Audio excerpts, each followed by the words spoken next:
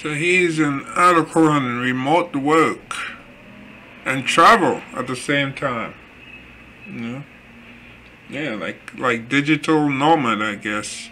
Four remote workers who have secretly worked from abroad without their employers knowing, describe how they keep up the charade. Look at this guy here. Wow, this looks like a favela or something, like in Rio. Here, working off the laptop.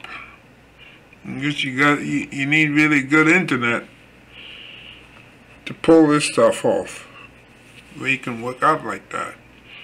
This guy said, I went paragliding in the Andes Mountains. I went to a desert in Peru and went sandboarding, a marketing specialist told Insider.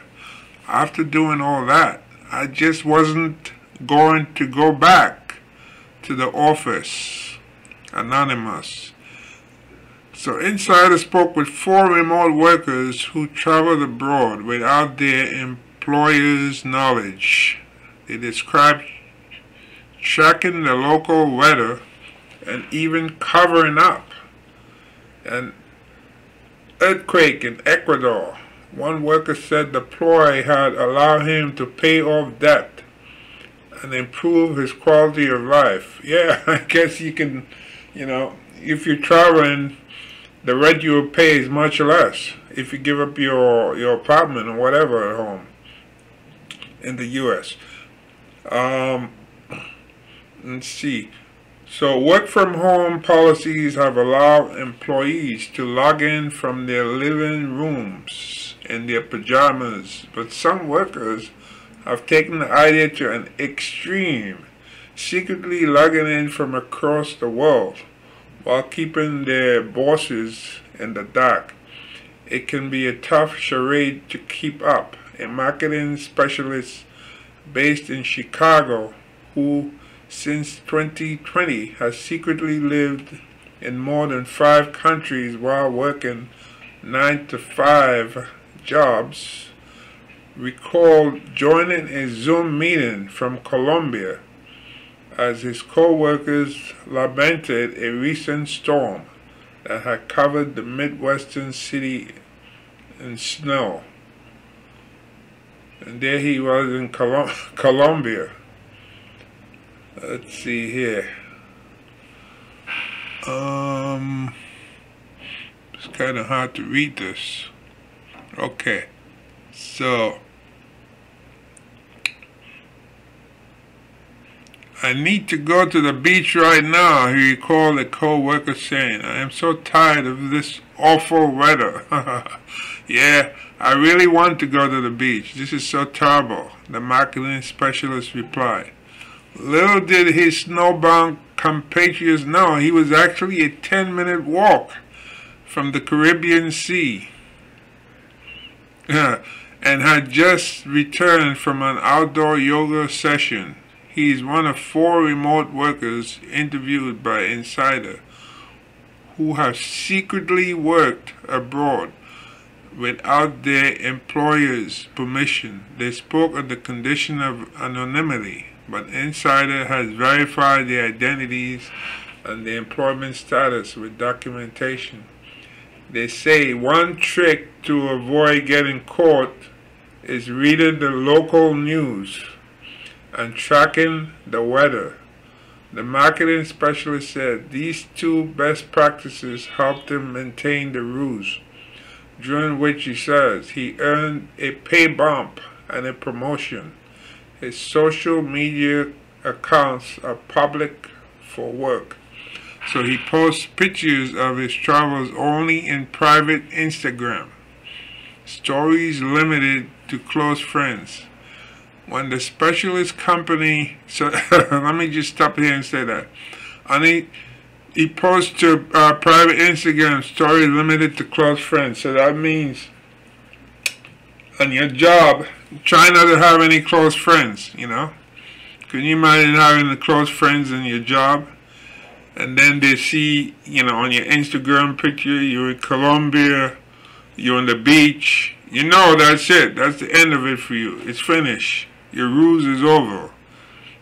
Because most of the time, those people you meet in the job are not really your friends. You know? Probably your competitors. So, this guy is right. Don't give these people on your job and your Instagram account or whatever. When the specialist company required staff to return to the office earlier this year, he found a new remote job at a non-profit. He said that even though this employer would likely be more lenient, he keeps his international adventures hush-hush. I went paragliding in the Andes Mountains. I went to a desert in Peru and went sandboarding, he told Insider. After doing all that, I just wasn't going to go back to the office. Over the past 2 years, he's traveled to Panama, Peru, Colombia, Ecuador, the Dominican Republic, and Mexico. He said he still pays rent for his apartment in Chicago, and subleases it to friends when possible. But even in the months he has to pay rent, he said, he spends less money than he did working full-time in the Windy City because other things cost less. Look at this picture here. Isn't that nice? Overlooking the, what's that, Colca Canyon in Peru. For some, traveling full-time is indeed more affordable than living in the U.S. A former Miami resident told Insider that after his rent was raised to $2,700 a month from $2,150, he and his husband quit their in-person jobs and moved to South America. Once they set up shop in Ecuador, they both accepted fully remote positions in marketing and consulting so they could covertly travel. He said that now their housing costs average about $500 a month for 2-bedroom Airbnbs. The positions require them to be based in the U.S., but they didn't divulge that they were actually traveling across the world. The couple's new employers and co-workers believe they still live in Miami. The former resident said they even paid over $1,000 for flights to pick up a work laptop from their former Florida address. But he said that one-time expense was nothing compared with the money they're saving, adding that they had been able to put 75% of their income toward paying off debt, a financial burden that had made them feel weighed down back in Miami. If we tried to do the exact same thing in Miami as far as paying off our debt that rapidly, we're literally living on ramen noodles, he said. We can get lunch for $2.50 every day. The exact same plate of food in Miami would have easily cost you between $12 and $15. He said that while the arrangement had made for some awkward encounters with coworkers, we have asked on multiple occasions why he's wearing a windbreaker in Florida. The financial savings are worth it. When co-workers ask how his weekend was, yeah, that's another thing, you know. When you work in an office, people always ask that. Because I remember I did some work for, I think it was Archcare. Yeah, Archcare and the computers. And every time you show up on Monday, people always ask you, you know, how was your weekend? What did you do? Did you go this? Did you all that kind of stuff? To me, I really don't like those questions, you know, about what I do on my weekend is my business. But that's how it is, you know. It's part of the office culture. And I'm not really into that, you know. I don't care what you do on your weekend. What you do, you do. It doesn't really move me one way or another. But anyway, getting back to this. So when coworkers asked how his weekend was, he said he contrived scenarios based on the couple's past life of brunching and beaching, when in reality they bathed in volcanic hot springs and hiked through the Andes. But some scenarios are impossible to prepare for, like the time in July when the Airbnb in Ecuador started shaking from an earthquake in the middle of a client meeting. Do you know what Florida doesn't have? Earthquakes, he said, adding that he told the client that he was temporarily in South America and they didn't think much of it. Look at that. Right there, those pictures. That's like living La Vida Loca, like the song says, right? Ricky Martin, living La Vida Loca. The couple who formerly lived in Miami, pictured at the swing at the end of the world in Baños, Ecuador. Baños is for like showers in English translation. And at Lake Humante in Peru.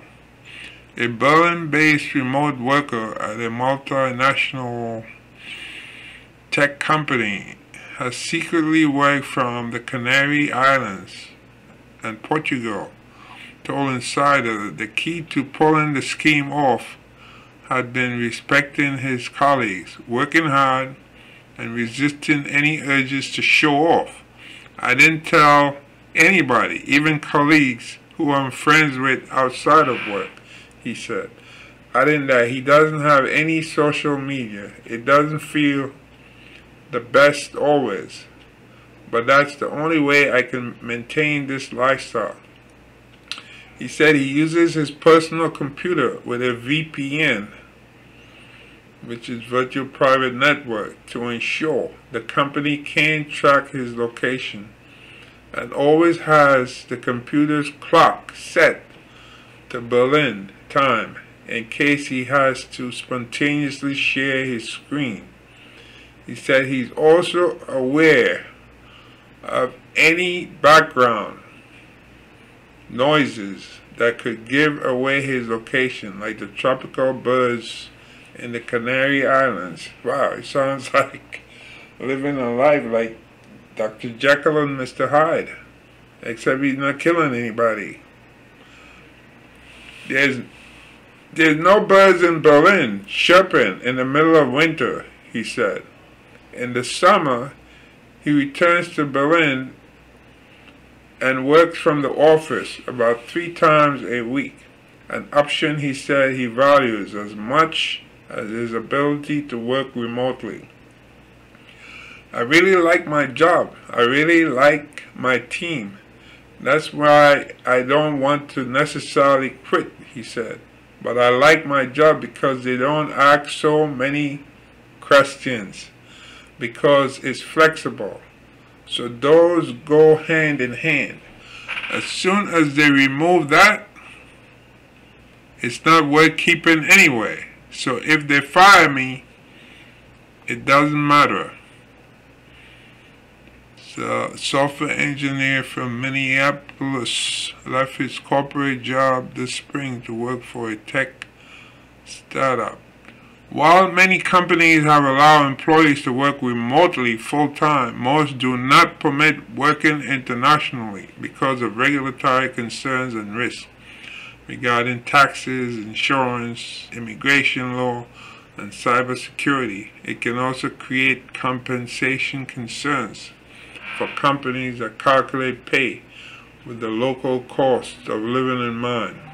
A software engineer from Minneapolis who attempted to work virtually from Puerto Rico this winter said that even though he was connected to VPN, his company's IT team reported that his IP address was coming from outside the US. He said he got his stern message from his team's director, who told him to get back to the States immediately. Wow.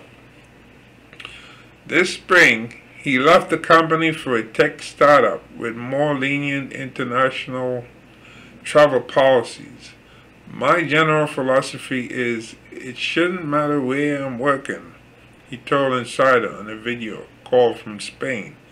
As long as I've been exceeding expectations, who cares if I'm in Spain or South America or Minnesota? So that's the end of the article there. Let me say, with me, I mean, I don't have any remote work. The work that I usually do, sometimes I do remote work, but for like insurance companies. But, you know, they send you like a laptop, and they send you like sometimes 2 monitors.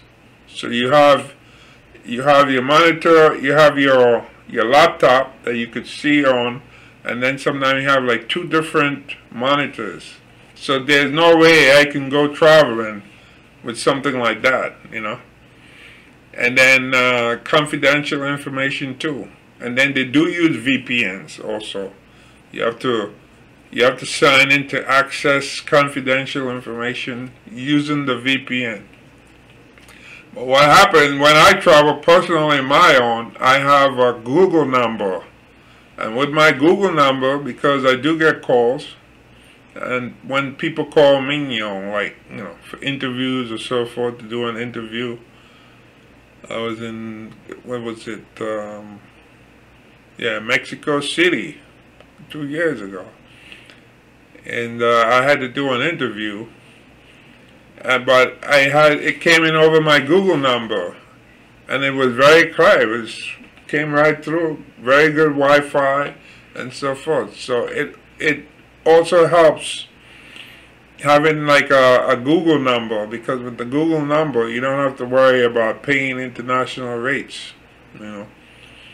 You're just getting the calls coming through just like you're in the same city you live in the United States. So that's important. So this guy here in the comments says, so what if you're working remotely? I don't care if you live on the moon, as long as you get your job done. I think like the article said, they mentioned certain, difference in pay depending on, even here in the United States. Some companies will say, look, if you work remote from home, you move or a different city, we're going to pay you less. So somebody who works in New York City, for example, let's say they move to a little town in South Carolina. Usually for the same job, there's going to be a different pay differential. So if you can live in South Carolina and you're earning the same salary from New York, you're going to live well, You're going to be able to live in like a bungalow, some home with lots of bedrooms, bathrooms, and you can't do that in New York. For the little apartment you pay maybe in Manhattan. So this is what they consider, the companies, and that's why they told a guy to get back. I think it was from Minnesota. He was in Puerto Rico. They told him to get back. The IT team, they probably told the IT people, check to see if people are out of the country, and definitely you pay less money if you're out of the country. But there are some people, because there was an article recently where people went down to like Mexico City, and they caused the price of like the housing to go up, and the Mexican people would more want to rent to them instead of like Mexicans, because they're bringing a lot of money. But I don't think their company has any problem, or maybe they work like freelance. If you work freelance, it doesn't matter. If you work for the company, then yeah, then they will say, oh, we don't want you to work here, we want you to work here. But if you're working as a freelancer, like a digital doorman, and you're doing your work, like saying like that site called Upwork. Upwork has a lot of freelance people. Then they don't care as long as your client gets his job done and they pay you. They don't care where in the world you're working from. That's the point. As long as you know what you're doing. You see. So this is really interesting. But yeah, who wouldn't like to be able to be traveling around the world while you're working?